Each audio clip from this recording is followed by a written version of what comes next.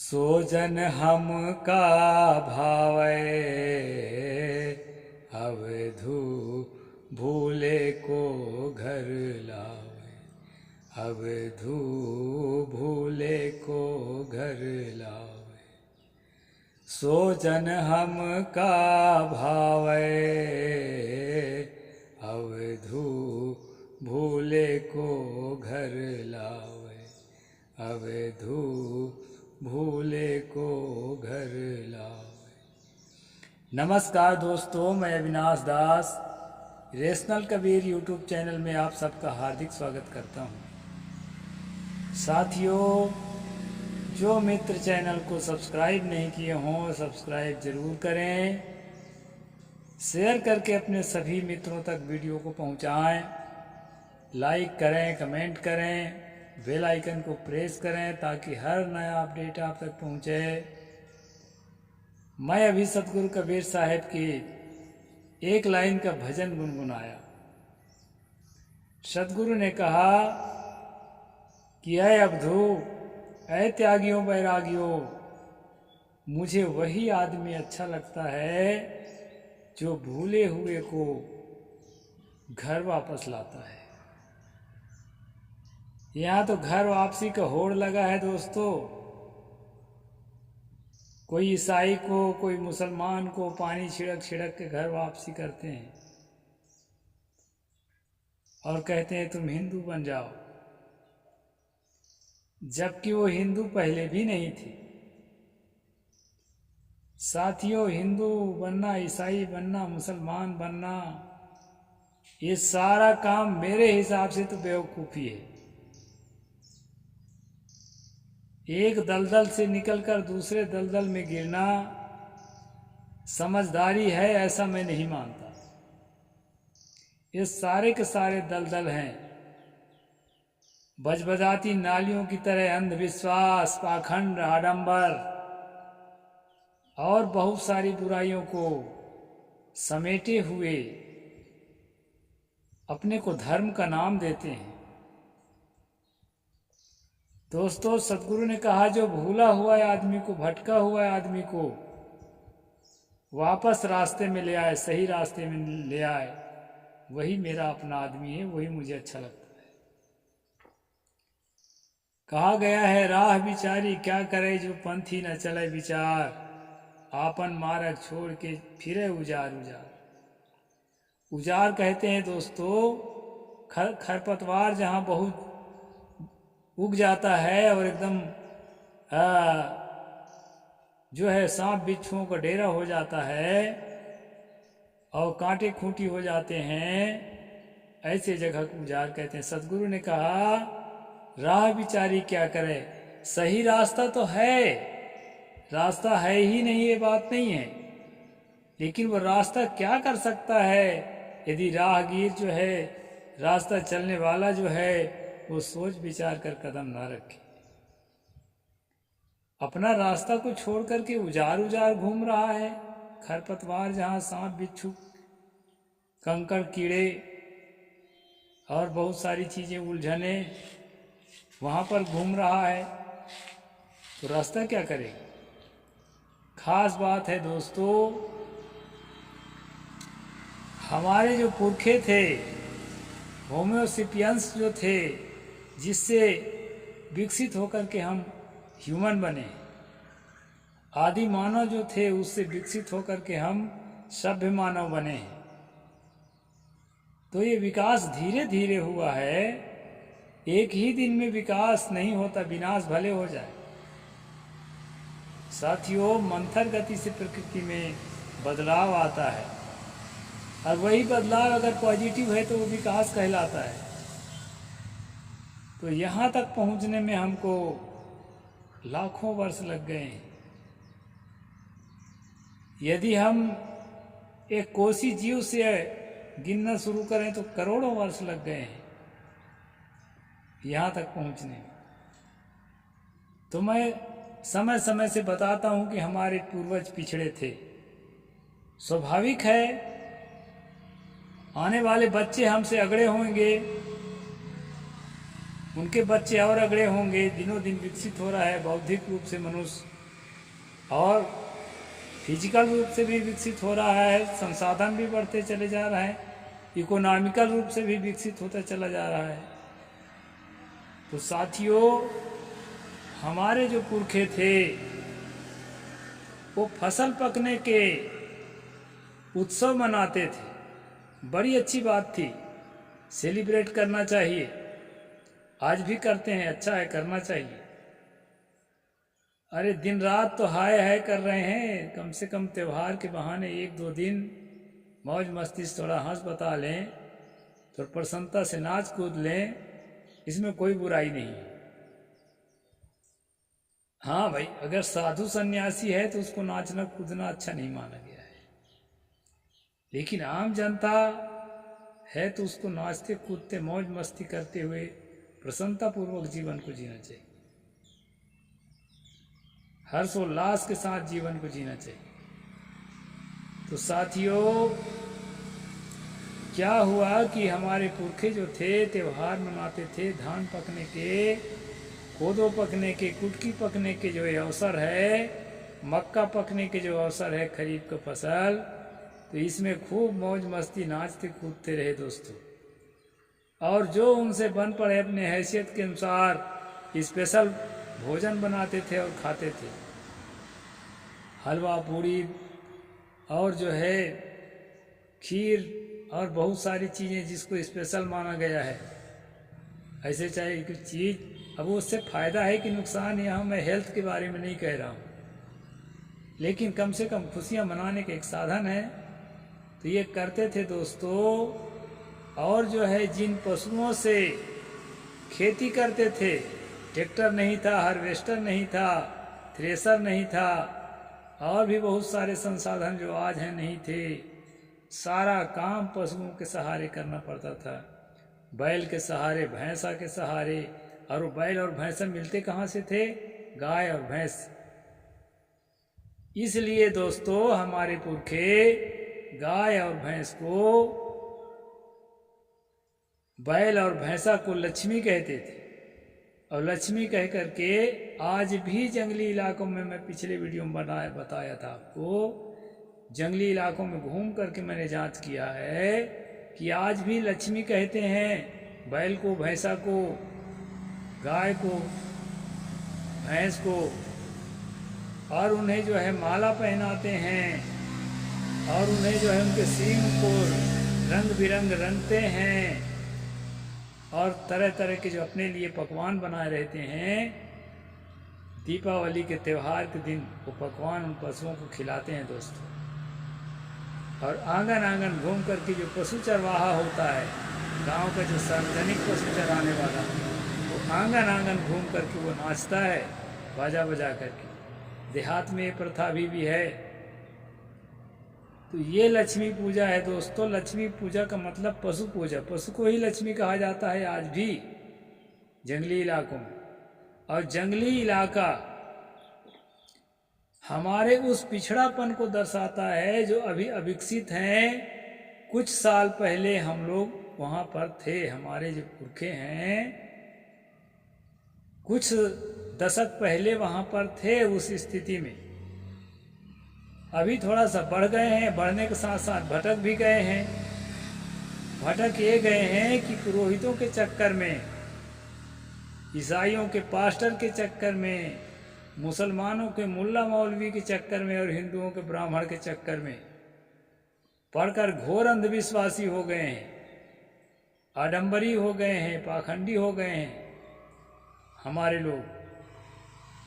उनको जागृत करने के लिए सदगुरु ने कहा है, सोजन हमका भावै, अवधू जो भूले को घर लावे।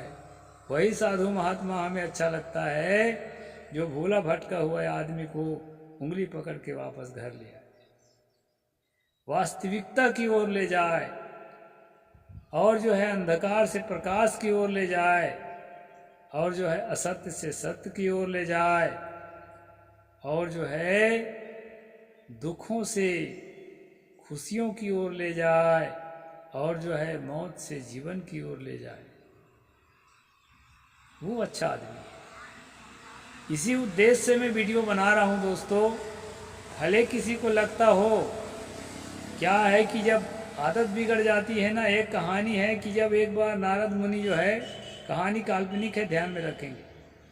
नारद मुनि जो है संसार को घूम रहे थे तो उन्हें एक सुअर मिल गया। सुअर से बोले, अरे बड़ा महाराज बहुत दुखी हो तुम? तो कहे, हाँ भाई बहुत दुखी हूँ मैं, क्योंकि दुनिया में हर प्राणी अपने को दुखी महसूस करता है। तो कहे, तुम्हारा दुख दूर हो जाएगा, तुमको मैं सुमरन का मंत्र दूंगा, उसको जपना, स्वर्ग मिलेगा, स्वर्ग में तुमको कोई दुख नहीं मिलेगा। अच्छा है महाराज, दे दो। सुअर ने कहा, हम स्वर्ग जाएंगे। अच्छा जाते जाते ये तो बताइए कि स्वर्ग में मिलेगा क्या क्या? तो बहुत सारा लिस्ट जो है नारद जी से थमा दिए। तो सुअर ने पूछा, भाई इतना सारा लिस्ट तो थमा दिए, क्या वहाँ नाली भी है ऐसा लौटने के लिए?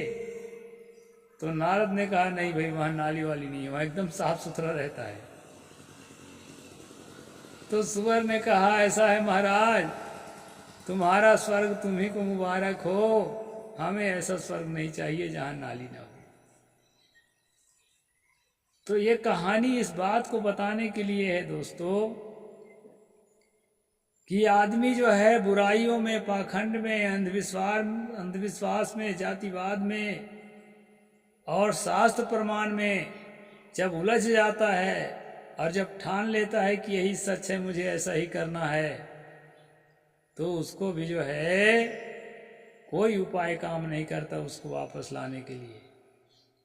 तो हमारे लोग भूले तो थे, मैं कल बताया था कि पशु की पूजा करते थे और गोबर को सम्मान करते थे। गोबर पर जो है फूल रख रख करके, और आज भी गोबर के ऊपर फूल रखते हैं, ये ध्यान में रखेंगे। दरवाजा के पास दीपावली के दूसरे दिन गोवर्धन पूजा, लक्ष्मी पूजा, फिर गोवर्धन पूजा।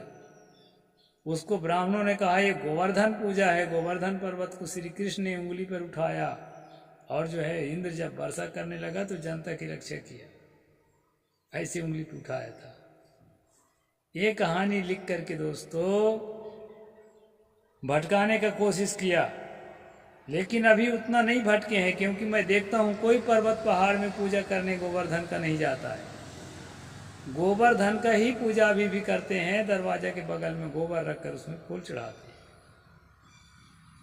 और कोई लक्ष्मी वक्ष्मी के नाम से जरूर थोड़ा भटक गए हैं, क्योंकि गाय भैंसा का तो पूजा करते हैं, बैल का, लेकिन साथ साथ एक कमल के फूल में बैठी हुई एक महिला का भी पूजा करते हैं, कहते हैं यही असली लक्ष्मी है।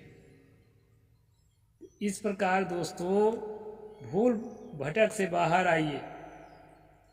सदगुरु ने भूल भटक से बाहर आने को कहा। ठीक है, चेतन जीव है, उसका सम्मान करना अच्छी बात है, लेकिन दोस्तों भैंस के आगे बीड़ा बाजे, ठाड़ भैंस पगुराए, आपके सम्मान को, आपकी पूजा को, आपकी आरती को मनुष्य के अलावा दूसरा आदमी नहीं समझता है। जो कभी रसगुल्ला का नाम न सुना हो, जो कभी आंखों से रसगुल्ला ना देखा हो, जो उसके बारे में कुछ भी ABCD ना जानते हो, प्लेट में ले जाके रसगुल्ला रखोगे तो क्या करेगा? तो समझेगा ही नहीं खाने का है कि क्या करने का है। इसी प्रकार दोस्तों ये पूजा को, आरती को, सम्मान को पशु पक्षी नहीं समझते। हाँ, आपके अंदर सम्मान का भाव है, उसको जरूर थोड़ा परखते हैं, आपके प्यार को। और आप अच्छी अच्छी चीज़ खाने को देते हैं तो लगता है भाई आज बढ़िया चीज़ खाने को दिया, उनको प्रसन्नता होती है, यहाँ तक माना जा सकता है। तो ये दोस्तों ये लक्ष्मी पूजा है। और गोबर इसलिए धन है क्योंकि गोबर को लीपने पोतने का काम करते थे, गोबर को ईंधन जलाते थे सुखा करके, उपलों के रूप में, कंडा छेना के रूप में, और जो है उसको सड़ा करके खेत में खाद बनाते थे, फसल की उत्पत्ति ज़्यादा होती थी। इसलिए गोबर को गोवर्धन नाम लेकर के उसके पूजा शुरू किया गया। अज्ञान बस, हालांकि ये निर्जीव पदार्थ की पूजा करना कोई समझदारी नहीं है, लेकिन अब भाई हमारे पुरखे उतने विकसित बुद्धि के नहीं थे, धीरे धीरे विकास हुआ है। मैं कई बार इस बात को रिपीट करता हूँ। तो साथियों वो परिपाटी चली आ रही थी और उस परिपाटी को पंडित पुरोहितों ने, ब्राह्मणों ने ऐसा बदल दिया है कि उसमें आडंबर और पाखंड को घुसेड़ दिया और कहा कि नहीं नहीं, गोवर्धन नाम का पर्वत होता है, उसका प्रतीक जो है गोबर की पूजा करो। लेकिन एक ऐसा होता है। और जो है लक्ष्मी ये नहीं है, तो गौ माता है। लक्ष्मी दूसरी होती है। वो क्या होता है, कागज में कमल के फूल पर बैठी हुई महिला का फोटो होता है ये लक्ष्मी है, इसकी पूजा करो। ऐसे करके दोस्तों हमारी संस्कृति में जो कमियां थी और हमारी कमजोरी को उन्होंने जाना कि इनकी समझ वमझ उतना नहीं है। जब गोबरे की पूजा कर रहे हैं तो इनको जो है ठीके से गोबर में फंसा दिया जाए धर्म के नाम से, ताकि विज्ञान विकसित हो। उस समय भी ये न समझ सकें, गोमूत्र पिए, गोबर खाएं। तो जो प्रसाद होता है ना दोस्तों, प्रसाद में गोबर का रस, गोमूत्र, दूध, दही और घी, ये 5 पदार्थों को मिलाकर पंचामृत बनाते हैं। इस कारण से जो है उसको अच्छी चीज बता करके, अपन नहीं खाएगा पुजारी, आप लोगों को खिलाएगा। अब हम तो नहीं खाते, लेकिन हमें भी खिलाया है पहले प्रसाद के नाम से। इस प्रकार दोस्तों हमारे मस्तिष्क में कचरा डाल करके हमारी समझ को विकृत किया जाता है, और इस विकृत समझ के कारण हमारे काम सब बिगड़ते हैं, हमारा स्वास्थ्य कमजोर होता है, हमारी बौद्धिक क्षमता घटती है और बहुत सारा नुकसान होता है, और हम सब झेलते हैं। तो मैं कहता हूँ विवेक करें, विचार करें। सदगुरु ने कहा है, अवधू सो जन हम का भावे, जो भूले को घर लावे।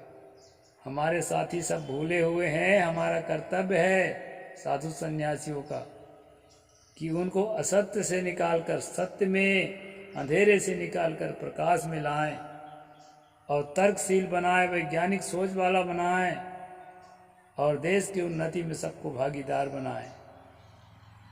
ये नाम रटने से, ये पुतरा पुतरिया पूजने से, ये किसी नदी में नहा के मुक्ति मानने से हमारे दिमाग में कचरा भरता है, पागलपन सवार होता है, अंधविश्वास भरता है।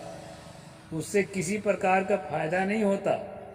कहते हैं धर्म का प्रारंभिक रूप है, भटकाव का प्रारंभिक रूप है, धर्म का नहीं। धर्म का प्रारंभिक रूप है दोस्तों लोगों से प्रेम करना, दया करना, क्षमा करना, करुणाशील होना और परोपकार करना, और जो है अपने समान दूसरे को इज्जत देना। हम ब्राह्मण हैं और तुम तेली हो, हमारे चरण धोए के पियो तुम, ये अहंकार जो है धर्म नहीं है। पुतरा पुतरिया को धो के पियो, गोबर गोमूत्र के सान के खाओ, ये कोई धर्म नहीं है। धर्म असली है दोस्तों, मनुष्य का प्रमुख लक्षण है कि वो तर्कशील होता है, किसी बात को छानबीन कर, सोच समझ कर वो स्वीकार करता है। इसी प्रकार अपने कल्याण का जो सामग्री है उसको भी छानबीन कर स्वीकार करना धर्म है।